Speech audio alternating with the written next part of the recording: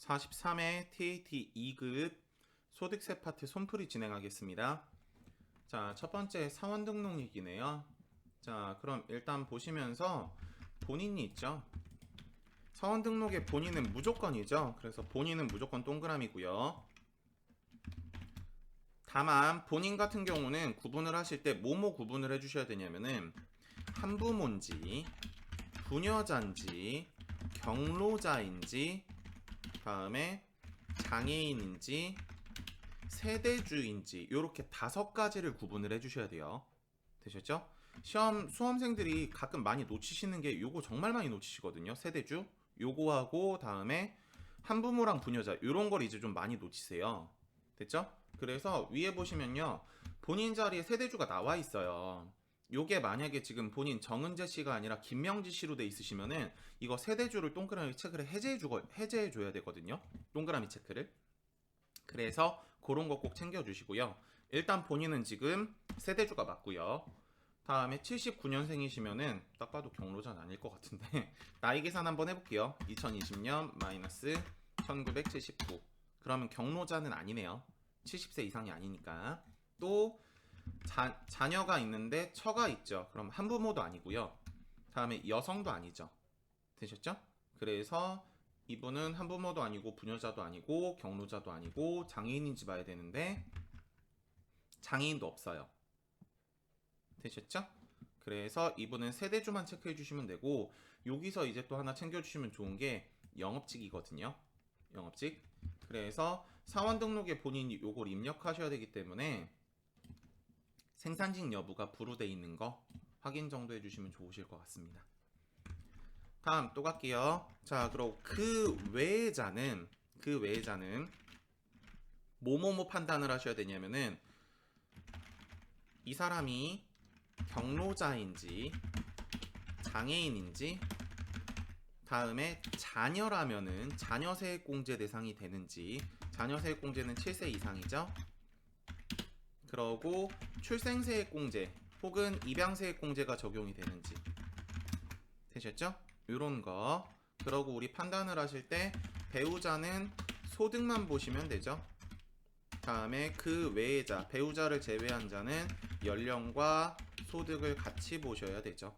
요거에 대한 자세한 설명은 제가 전산세무 2급 할 때 처음에 초창기 이제 93회인가요? 93회 전산세무 2급 할 때 제가 풀이를 자세하게 좀 해드렸거든요. 그거 좀 참고하시길 바라고 여기에서 이제 마무리 얘기 하나만 더 적으면은 장애인이라면 연령을 안 보죠. 연령 안 보고 소득만 보죠. 그래서 요 정도 얘기 생각을 해주시면 좋으실 것 같아요. 배우자부터 가봅시다. 자, 배우자 김명지 씨는 소득만 일단 보시면 되니까 배우자 김명지 씨가 소득이 총급여가 3천만 원이 있대요. 그러면은 근로소득 기준으로는 500만 원 이하는 이제 소득이 통과를 하시는 거죠. 근로소득만 있으시면은 근로소득 금액으로는 150만 원 이하가 되는 거기 때문에 500만 원까지 딱 150만 원이 나오시거든요. 그래서 이 사람은 소득 요건이 안 돼서 500만 원을 초과해서 안 되고요. 그래서 이 사람 배우자는 X. 한 번 더 위에 건 이제 좀 뺄게요. 자, 지우고요. 자, 그 외의 자를 좀 보시게 되면은 자녀가 있네요. 자, 자녀 나이 계산을 한번 해볼까요? 자, 그럼 첫 번째 정현우 씨의 나이는 딱 7세네요. 아까 제가 자녀세액공제가 7세부터 된다 그랬었죠? 자, 그래 첫 번째 자녀, 첫째 자녀 1번. 연령은 통과 20세 이하니까. 그리고 정현우 씨 소득이 있는지 봐야 되는데 두 자녀는 별도의 소득이 없네요. 그럼 이 사람은 가능. 한 번 더. 자, 그리고 이 사람은 지금 장애인이란 말 없었고 경로자도 당연히 아니고 다만 자녀세액공제 대상은 되시죠. 자녀라고 적어주시면 되고 여담이지만 자녀세액공제는 프로그램에 주민번호를 입력하시면 자동으로 나와요. 되셨죠? 근데 저는 이제 손으로 이제 구분하는 걸 좋아해요. 왜냐면 가끔 프로그램에서 못 잡아주는 경우도 있기 때문에 저는 개인적으로 손 구분하는 거를 추천을 드립니다. 그리고 이 사람 올해 출생하신 사람 아니죠? 13년도 출생이죠. 그러니까 출생세액공제는 없습니다. 다음 자녀 두 번째 가볼게요. 둘째 자녀. 자, 나이가 몇 살이냐면은 자, 2020년에서 2015년을 빼시면 나이가 5살이에요. 그럼 일단 20세 이하 자녀 통과. 근데 7세 이상이 아니니까 자녀세액공제 대상은 아닐 거고, 소득이 있는지 봐야 되는데 두 자녀 소득 없다 그랬죠. 자, 그러면 두 번째 자녀는 오케이, 기본공제는 가능, 자녀세액공제는 안 되고요. 다음 세 번째 엄마가 볼게요. 모. 자, 그래서 모 보게 되면은 나이가 2020년 다시 2020년 마이너스 1949년 하시면은 60세 이상. 자, 그래서 모 가능. 한 번 더 소득 봐야 되는구나. 제가 아까 사실 보긴 했는데 아래 소득을 잠깐 눈으로 보긴 했는데 일용근로소득은 700만 원이에요. 그래서 일용근로소득 같은 경우 무조건 분리과세죠. 그래서 이 사람은 소득이 없는 걸로, 종합과세 소득이 없는 걸로 보셔야 되기 때문에 이 사람은 소득요건도 통과. 그래서 가능하고요. 모가 방금 71세였죠. 그럼 70세가 넘었으니까 경로자도 되실 거예요. 되셨죠? 그러고 장애인 여부 없어요. 그래서 여기까지 입력을 해주시면 될 것 같고요. 나머지 자료는 빼먹지 않고 잘 입력하시면 될 것 같습니다. 되셨죠? 자, 그래서 소득세 1번 여기까지고 사원 등록은. 다음 2번 가볼게요. 자, 2번 급여 자료에 대한 입력. 자, 첫 번째 기본급 나와 있죠? 기본급이라고 표시하는 게 맞을 것 같은데. 자, 또 갈게요. 자, 그래서 일단 기본급 과세. 다음 연장근로수당. 요거 제가 저번 TAT 2급할 때 설명을 드렸던 것 같은데 무조건 비과세는 된다 그랬죠. 비과세. 다음 가족수당, 꽁지수당자가 달리시면 웬만하면 과세예요. 다만 꽁지수당자가 달린 것 중에 비과세가 낼 수 있는 여유가 있는 거는 연장근로수당, 육아수당 요 정도 생각을 해주시면 좋을 것 같아요. 그래서 가족수당 과세, 자격수당도 꽁지수당이니까 과세. 식대 같은 경우는 조금 보셔야 되는데 식대는 매월 고정적으로 지급하고 있으며 별도의 식사를 제공하지 않는다 보이시죠? 그래서 식사를 제공하지 않은 상태에서 식대를 지급했다. 그러면 요거는 비과세가 되시게 되죠. 예외적으로 식사를 제공을 하는데 식대도 같이 줬다. 그럼 밥도 주고 돈도 줬죠. 그럼 그 돈은 과세예요. 아셨죠? 그래서 답안에 가시는 거 여기까지가 되시고요. 그러고 생산부 직원이라서 연장근로수당 그냥 비과세로 갖다 넣어주시면 돼요. 그러고 총급액이 2,400만 원이거든요. 뭐 그냥 얘기 나온 김에 계속하면은 총급액이 직전 연도 총급여가 3천만 원 이하이고 엔드예요. 이하이고 다음에 월 정액급여가 210만 원 이하인 생산직 직원에 대해서는 연장근로수당이 연 240만 원까지 비과세가 됩니다. 근데 이거는 컴퓨터에서 세팅만 잘 해주시면은 그냥 비과세로 입력하셔도 컴퓨터가 알아서 과세 비과세를 나눠요. 그래서 입력하실 때는 비과세로 그냥 입력을 해주시면 되고, 이거에 대한 자세한 설명이 필요하시면은 요 전회차 TAT 2급을 좀 참고해 주시기 바랍니다. 그래서 여기까지 구분을 할 거예요. 자, 다음 계속 가볼게요. 쓰긴 해야 되겠네요. 제가 저번에 접을 때 안 써가지고 입력하면서 계속 생각하면서 해서 머리가 좀 아팠어요.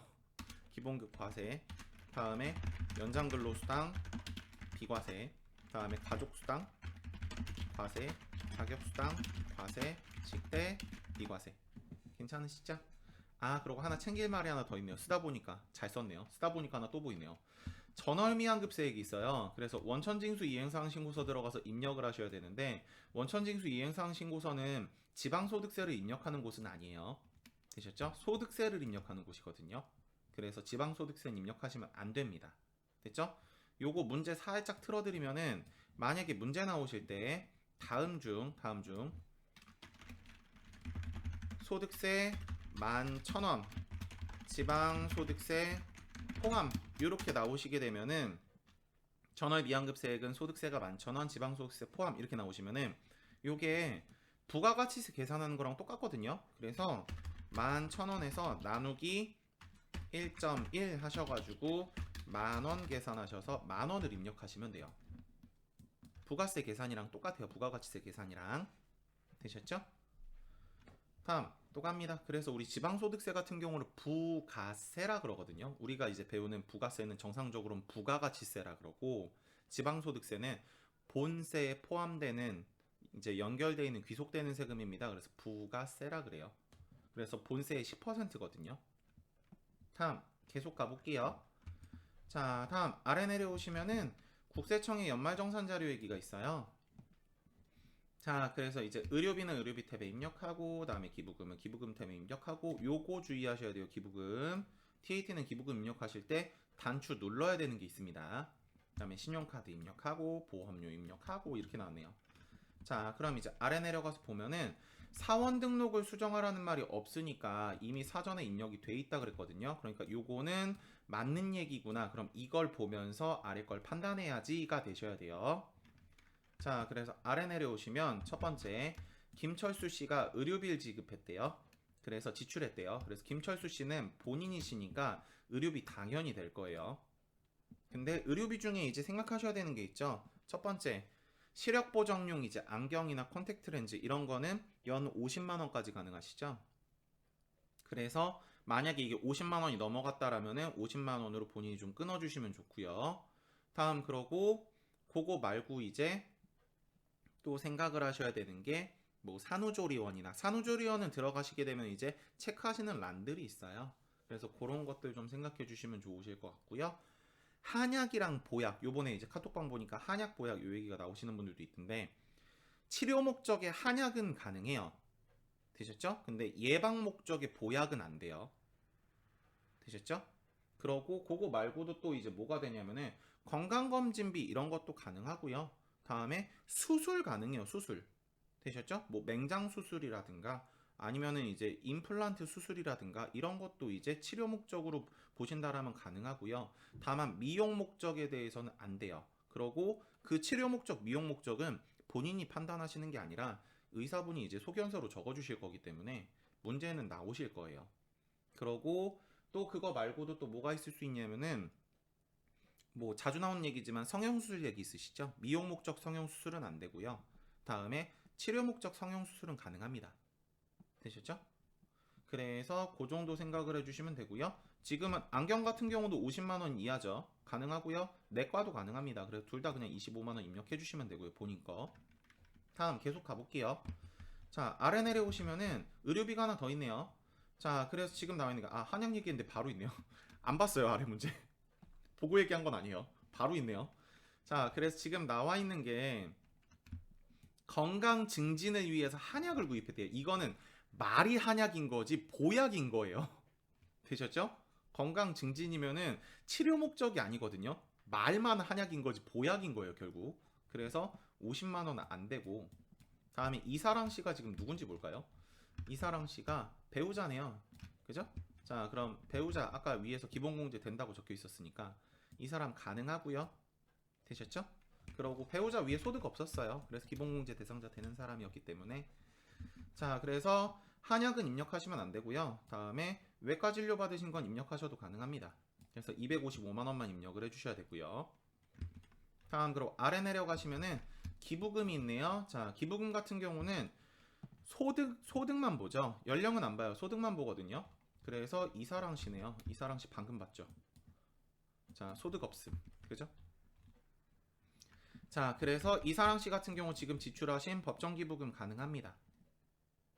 되셨죠? 자, 다음 또 갈게요. 자, 그러고 아래 내려오시게 되면은 직불카드 사용 내역이 있네요.